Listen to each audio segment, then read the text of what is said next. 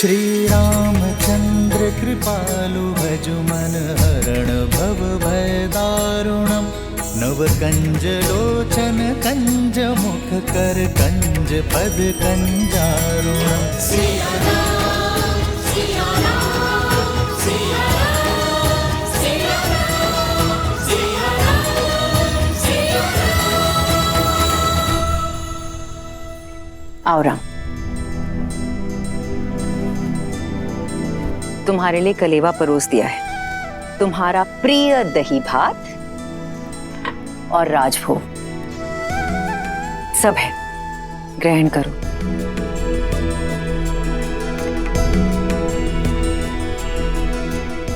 माँ,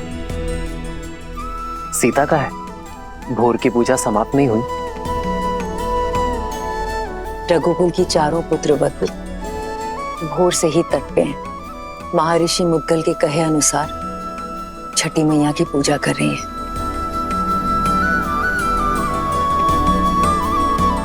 कल तुम्हारा राज्य अभिषेक है राम। कल के पश्चात बहुत से कर्तव्य, बहुत से दायित्व निभाने हैं तुम्हें। ऐसे में तुम्हारी अर्धांगिनी, तुम्हारी सीता, तुम्हारी शक्ति में भक्ति का बल डालने का प्रयास कर रही है। तुम्हारी लंबी आयु और अयोध्या के सम्मान के लिए प्रार्थना कर रही है। रघुकुल के दीप की सुरक्षा की प्रार्थना कर रही है। तब तो समय लगेगा माँ। कुछ खाया उन चारों ने? कहाँ? 12 प्रहर का उपवास है उनका, जो तुम्हारे राज्य अभिषेक से पहले ही समाप्त होगा। परिवार में पुरुष चाहे सफलता के जिस भी शिखर पर पहुंच जाए, उसका आधार, उसकी धरा एक स्त्री ही होती है। और माँ, घर की उन्नति में पति पत्नी दोनों ही भागी होते हैं ना, तो व्रत केवल स्त्री ही क्यों रखे? मैं भी सीता के लिए व्रत रखूंगा। राम सिया राम, सिया राम, सिया राम, राम सिया राम, सिया राम। और मेरा ये व्रत सीता के प्रति मेरे प्रेम और सम्मान का प्रतीक होगा। हाँ, मेरा राम जितना प्यारा पुत्र है, उतना ही उत्तरदायी पति भी है। राम सिया राम, सिया राम, सिया राम, राम सिया राम, सिया राम। प्रणाम ऋषिवर। कल सुबह सूर्य की पहली किरण के साथ ही श्री राम का राज्याभिषेक होगा और श्री राम जैसा धर्मात्मा राजा पाकर ये धरा धन्य हो जाएगी।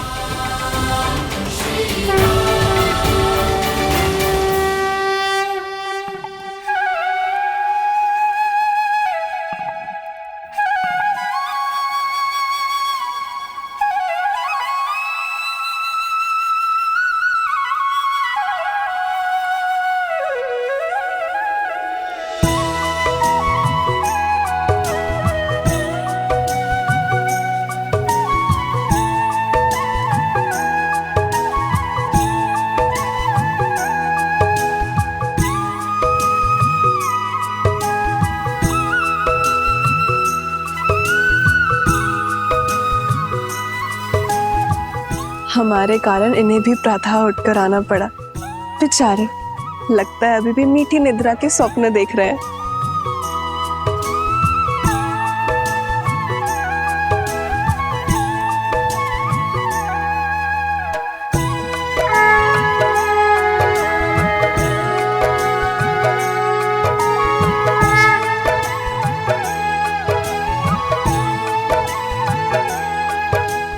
तो छठी माँ की पूजा हम अपने बच्चों के लिए रखते हैं, ताकि उनका जीवन सरल हो और कोई परेशानी ना हो।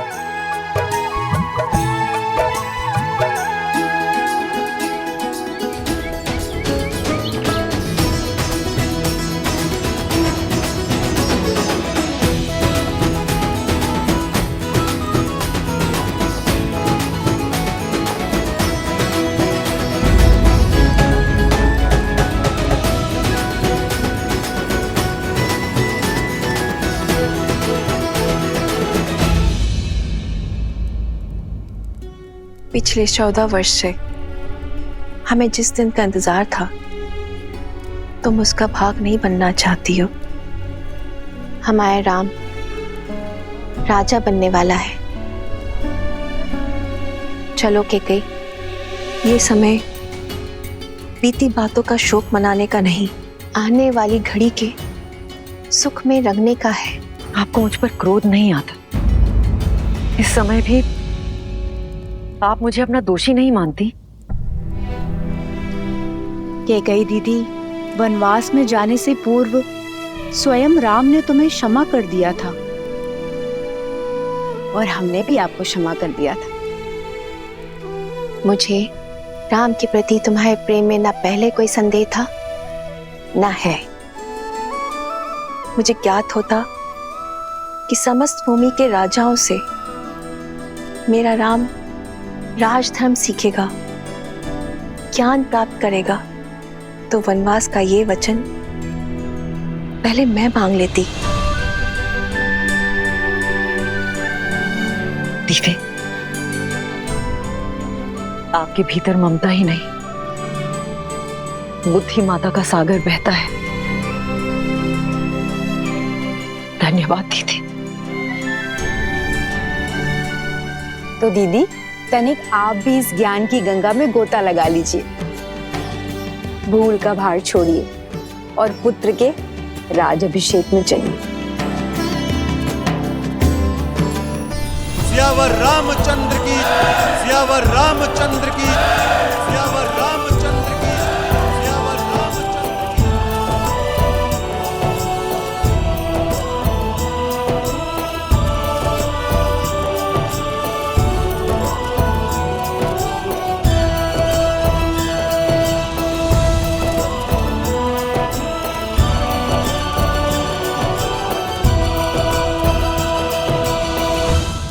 सियावर रामचंद्र की, सियावर रामचंद्र की, सियावर रामचंद्र की, सियावर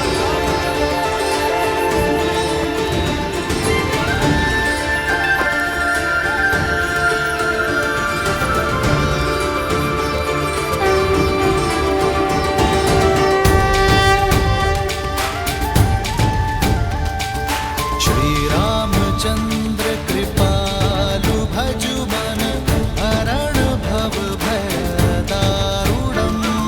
श्री रामचंद्र कृपालु भजु मन हरण भव भय दारुणम। नव कंज लोचन कंज मुख कर कंज पद कंजारुणम। और हम राजगुरु वशिष्ठ के आने तक अयोध्या को तनिक और प्रतीक्षा करनी होगी। तब तक आप माताओं का आशीर्वाद ले लीजिए। आइए। अमित छवि नव नीला नीरज सुंदरम। पटपीत मानहु दड़ित रुचि सुचि नौमि जनक सुतावरम। श्री राम श्री राम, राम राम श्री राम, श्री राम श्री राम, राजा राम श्री राम।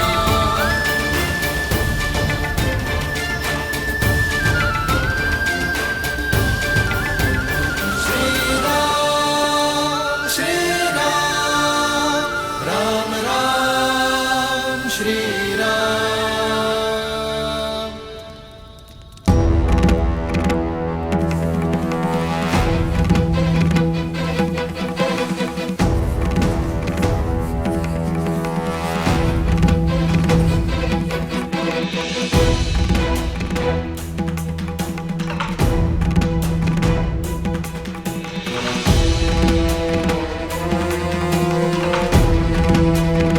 महर्षि पराशर, नक्षत्रों से उलझने के लिए अभी बहुत समय है। राज्याभिषेक में आपकी प्रतीक्षा हो रही है ऋषिवर।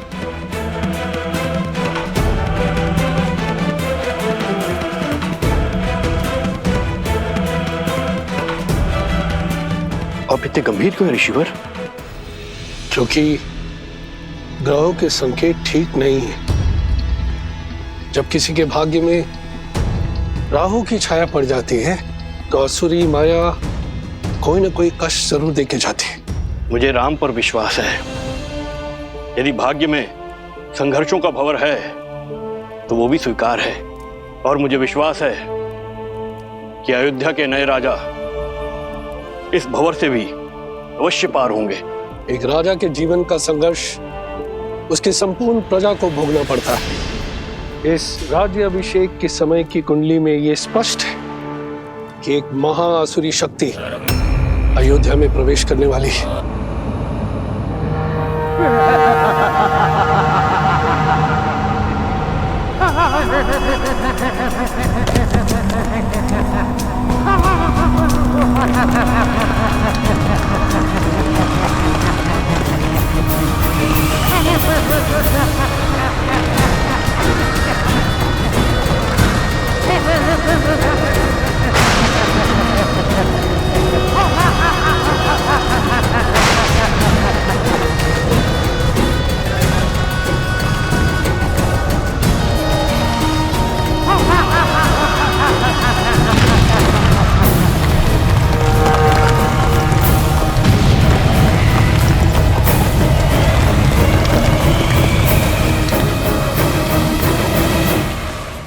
देवता सदा अयोध्या के आगे ढाल बनकर खड़े होते आए हैं ऋषिवर।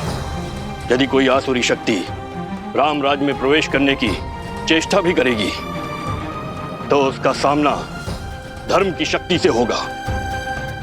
आप आइए और राम को आशीर्वाद दीजिए। शुभ घड़ी में कुछ ही समय शेष है। आशा करता हूं कि इस बार भी आपके विश्वास की जय हो।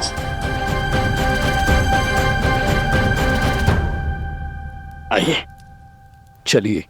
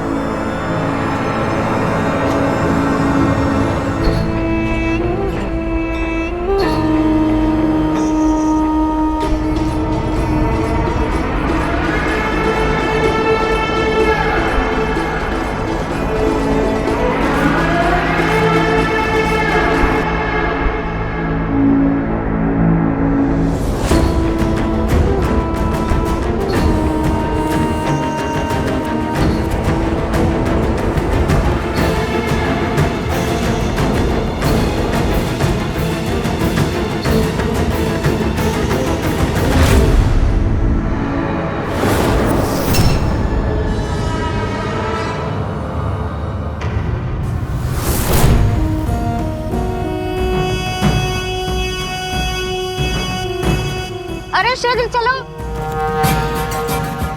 आज अभिषेक का समय हो गया है।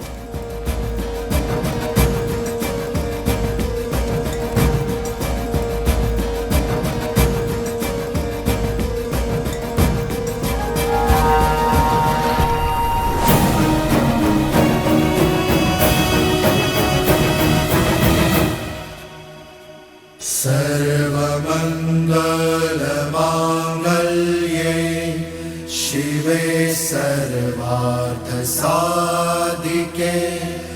शरण्ये त्र्यंबके गौरी नारायणे नमोस्तुते। माता, जीवन के पग पग पर आपने महादेव का साथ दिया है। आशीर्वाद दे कि वैसे ही मैं भी सदा अपने श्री राम का साथ दे सकूं। सुख दुख की हर घड़ी में मैं राजा राम की पत्नी के रूप में सभी दायित्व निभा सकूं। नमस्तस्यै नमो नमः।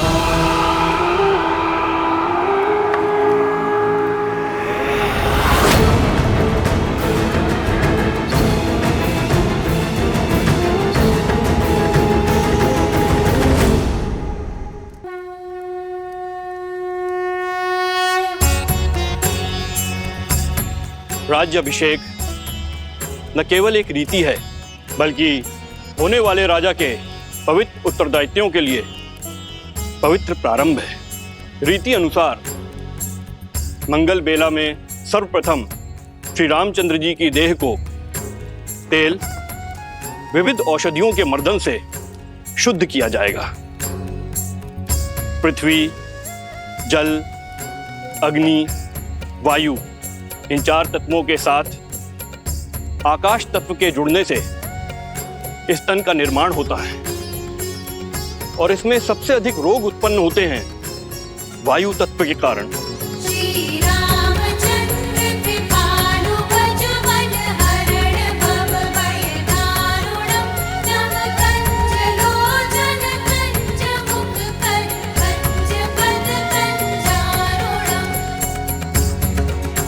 वायु न केवल चलने या कार्य करने की शक्ति है, बल्कि मन में उत्पन्न होने वाले विचारों की अभिव्यक्ति भी है।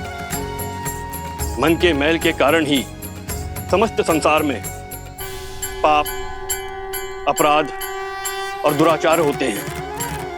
अतः मंत्रों से मन को बांधकर एवं तेल के मर्दन से वायु तत्व को शांत किया जाता है।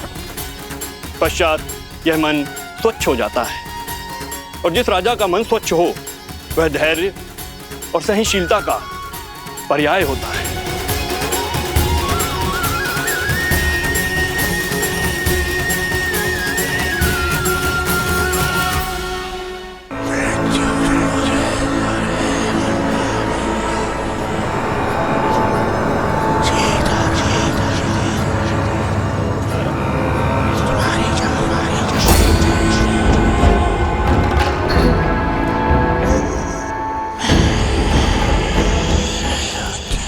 ना जाने कौन बड़बड़ाया जा रहा है, कानों में विचित्र स्वर आ रहा है, ना ही कुछ समझ में आ रहा है और ना ही कोई दिखाई दे रहा है। जाने कौन है जो पूजा भी नहीं करने दे रहा है।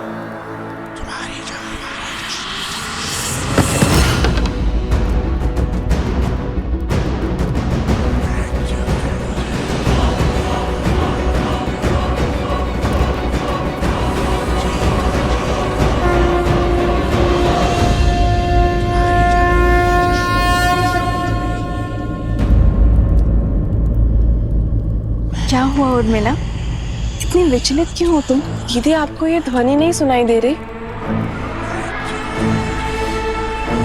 कैसी ध्वनि? मुझे तो कुछ सुनाई नहीं दे रहा है।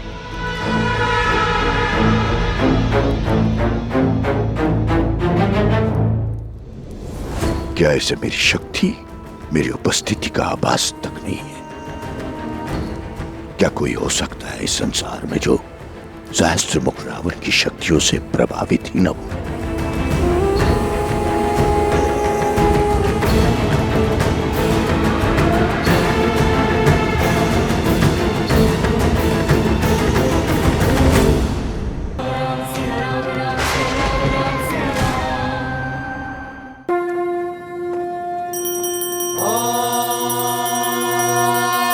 स्वस्ति न इंद्रो वृद्धश्रवाः स्वस्ति न पूषा विश्ववेदाः स्वस्ति नस्ताक्षो अरिष्टनेमि स्वस्ति न बृहस्पतिर्दधातु। ओम शांति शांति शांति। तेल के मर्दन से वायु तत्व शांत हो जाता है। तन के साथ साथ मन भी स्वच्छ हो जाएगा ताकि राजा सदा उचित मार्ग को चुने और धर्म का पालन कर सके।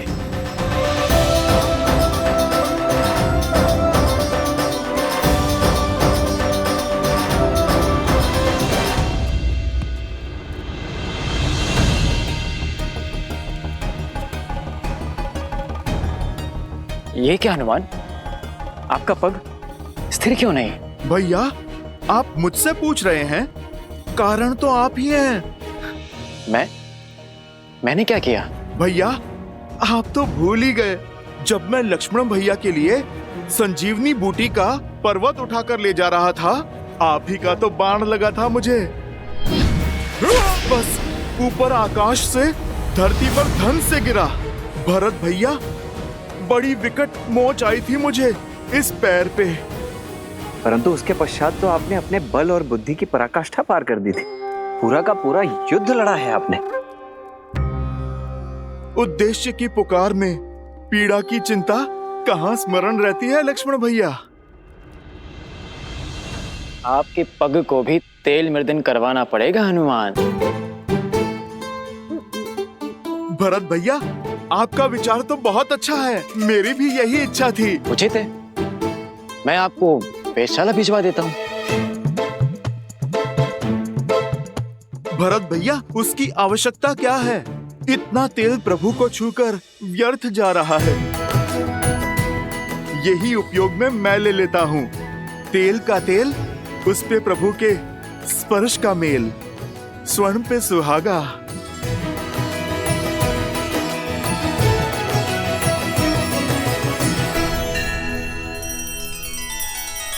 श्री रामचंद्र कृपालु भजु मन हरण भव भय दारुणम। नव कंज लोचन कंज मुख कर कंज पद कंजारुणम। सिया राम, सिया राम, सिया राम, सिया राम, सिया राम, सिया राम।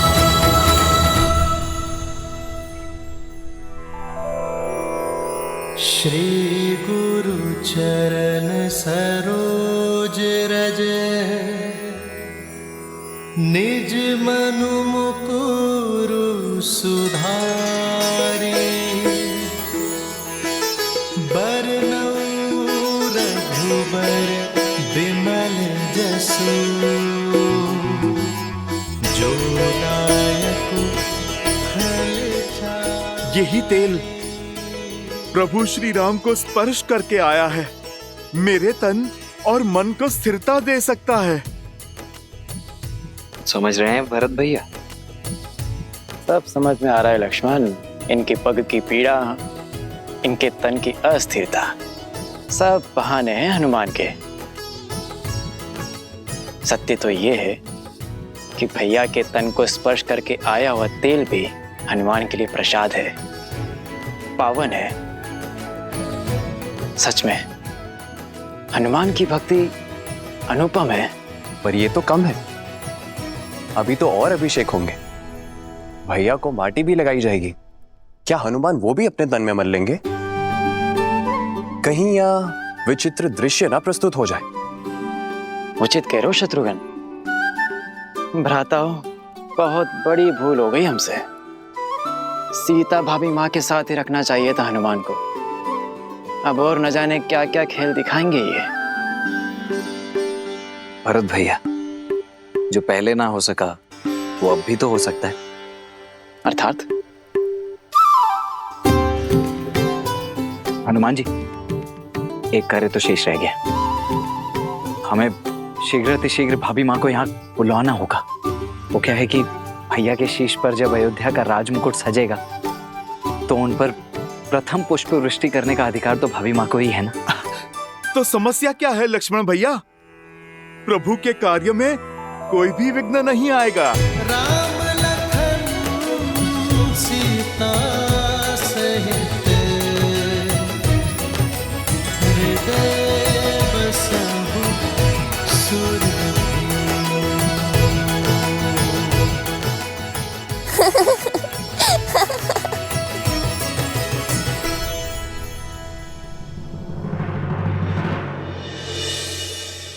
क्या हुआ देवी? इस शुभ अवसर पर महर्षि पराशर के गंभीर मुखमुद्रा का कारण सोच रही हूँ। कदाचित उन्होंने नक्षत्रों और नियति की चाल को पढ़ लिया है। स्त्री के सम्मान का प्रश्न है महादेव। मुझे सीता को दिव्य सिंदूर रूपी अस्त्र जाकर देना ही होगा। माता, दिव्यता का सिंदूर से क्या संबंध? सिंदूर न केवल माथे पे लगा लाल रंग है और न ही किसी स्त्री के विवाहिता होने का प्रतीक। स्त्री अपने मांग में सिंदूर के साथ विवाहित जीवन के सुख, समृद्धि और स्वास्थ्य के रंगों को भी भरती है। सिंदूर एक ऐसी ढाल है जो सभी प्रकार की नकारात्मक ऊर्जाओं से पति और पत्नी के संबंधों की रक्षा करता है, भीतर और बाहर के सभी द्वंद्वों का अंत करता है। जिस प्रकार श्री राम को युद्ध के समय भिन्न भिन्न प्रकार के शस्त्रों और अस्त्रों से सुसज्जित किया गया था। अब समय आ गया है देवी सीता को भी वैसे ही सज्ज करने का, क्योंकि शीघ्र ही एक और असुरी शक्ति चुनौती देने वाली है। और इस बार युद्ध केवल श्री राम को ही नहीं, देवी सीता को भी लड़ना होगा। आप जाइए देवी, समय अत्यंत कम है।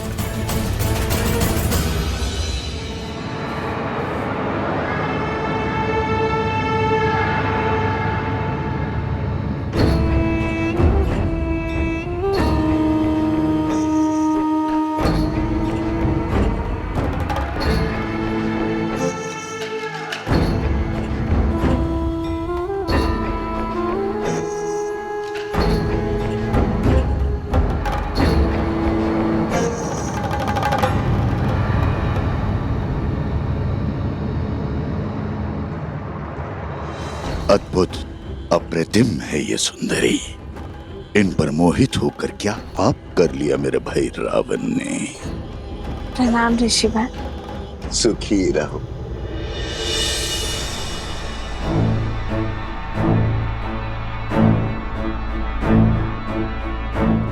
तुम्हारी सखिया कुछ विचलित लग रही है। हाँ ऋषिवर, इन्हें कुछ विचित्र स्वर सुनाई दे रहा है, किंतु मुझे कोई अनुभव नहीं हो रहा। अद्भुत। ब्रह्मांड में निरंतर अनेक ध्वनियां गूंजती रहती हैं। शब्दों और विचारों की तरंगे उठती रहती है। दुर्भाग्य होता है उन लोगों का जो उसे सुन नहीं पाते। कोई बात नहीं,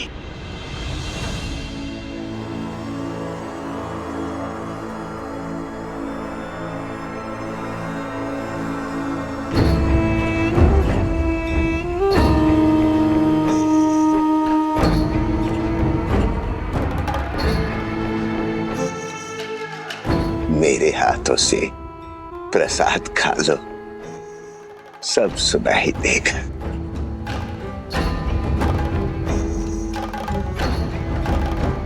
लो।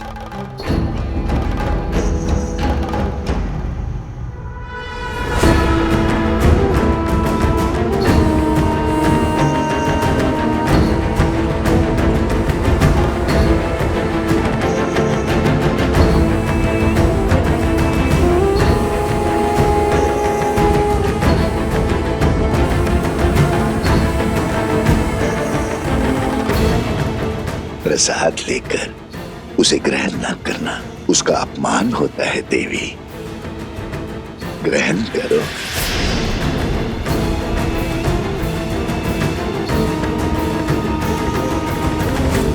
क्या हुआ, कोई संदेह? संदेह नहीं, समर्पण है ऋषिवर। श्री राम के राज्याभिषेक के लिए मैंने व्रत रखा है। आज राज्याभिषेक के बाद ही मैं छठी पूजन का व्रत खोलूंगी। क्षमा कीजिएगा ऋषिवर, किंतु मैं ये प्रसाद अभी ग्रहण नहीं कर पाऊंगी। प्रणाम। कल्याण हो।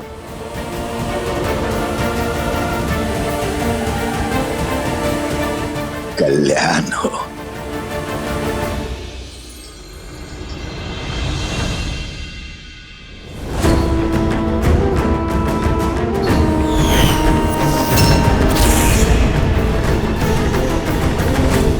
तेल अभिषेक संपन्न हुआ, अब मृदाभिषेक आरंभ हो।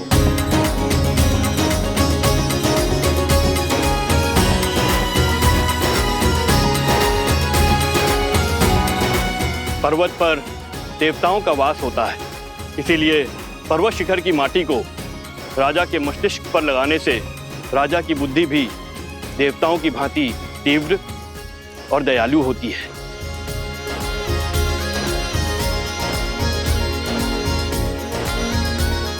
राजमहल के आंगन की माटी में शौर्य की गाथाएं, वीरों का रक्त धुला होता है और इस माटी को हृदय से लगाने से भावी राजा का मन दृढ़ होता है। जिसके मस्तिष्क में दृढ़ता हो और हृदय में दया हो, वही राजा प्रजा की सेवा कर सकता है, उसे संतान की भांति पाल सकता है। जय श्री राम, जय श्री राम, जय श्री राम, जय। अच्छा हुआ लक्ष्मण हनुमान को सीता भाभी माँ को लेने भेज दिया, अन्यथा हनुमान तो यहाँ माटी स्नान कर रहे होते अभी।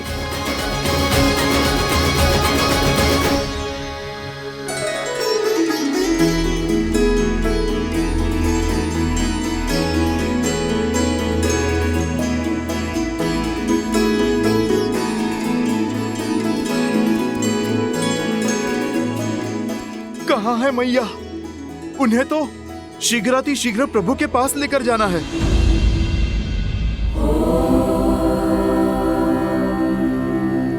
जगत पूजे जगत वंदे सर्वशक्ति स्वरूपिणी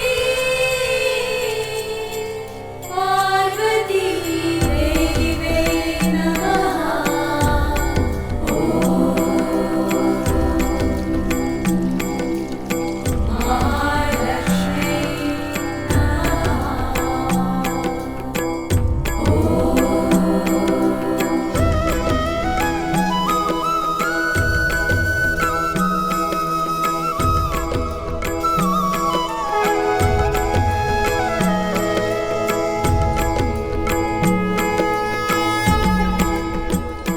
सुनिए,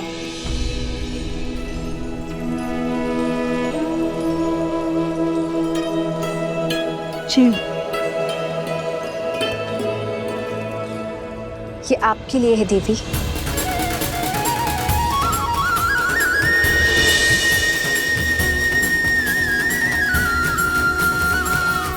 आप मुझे जानती हैं? जिन देवी सीता ने स्त्री की पवित्रता और साहस को नई परिभाषा दी है, उन देवी सीता को कौन नहीं जानेगा। ये पवित्र सिंदूर है।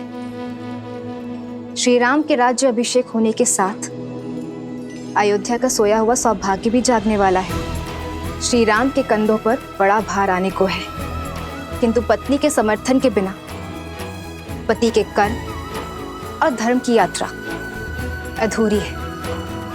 ये सिंदूर आपको सबल करेगा, अपने पति का संबल बनने के लिए भी और आने वाले कष्टों का सामना करने के लिए भी। धन्यवाद। पर आप गौरी माँ से आशीष मांगा था ना, तो समझो ये उन्होंने भेजा है।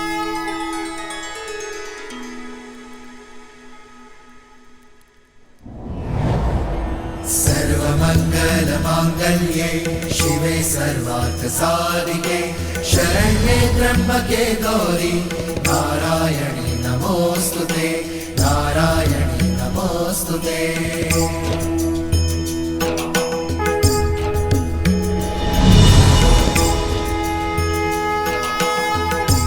ये क्या माता, दान देने के दिन में आप दान ले रही हैं? ये दान नहीं, प्रसाद है हनुमान। अच्छा माता, पर प्रसाद तो खाया जाता है ना, आपने मस्तक पर क्यों लगाया? क्योंकि इसका यही कार्य है। जब पत्नी अपने पति का नाम लेकर आगे चक्र पर कुमकुम से तिलक लगाती है, तो उसका मन उसके साथी के साथ जुड़ जाता है। वैसे ही जब मांग में पूरी आस्था और विश्वास के साथ ये सिंदूर लगाया जाता है, तो एक स्त्री का जीवन उसके पति के साथ बन जाता है। माता, ये तो बड़ा कठिन विवरण है। समझो, इसे अपने मस्तक पर धारण करने से श्री राम की आयु बढ़ती है, मन में उनके लिए प्रेम बढ़ता है और समाज में उनकी प्रतिष्ठा। क्योंकि मेरे मन में केवल श्री राम है।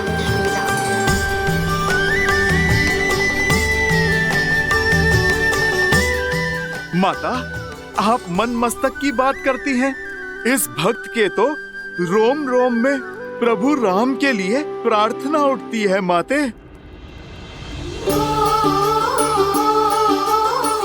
किंतु यदि मैंने अपने पूरे शरीर पर ये सिंदूर का लेप लगाया तो ये समाज मेरे पति का उपहास उड़ाएगा, मेरे प्रेम पर हंसेगा।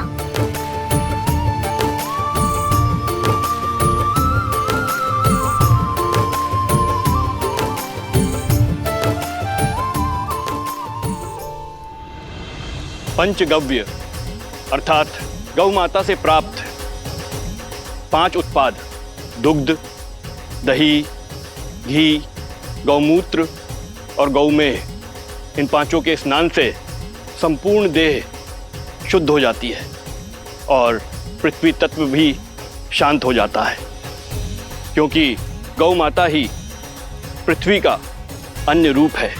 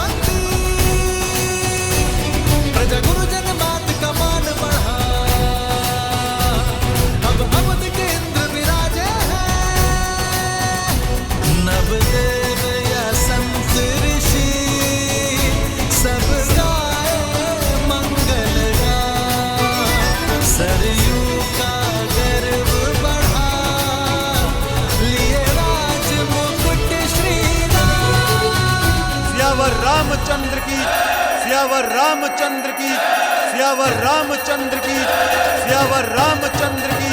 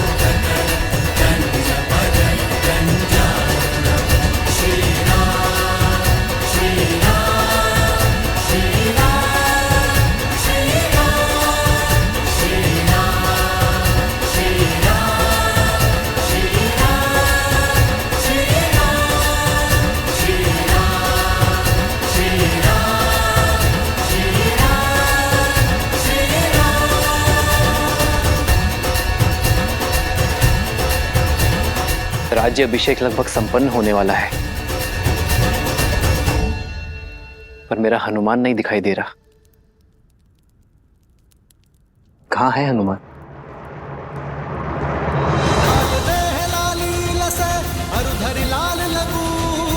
वज्र देह दानव दलन, जय जय जय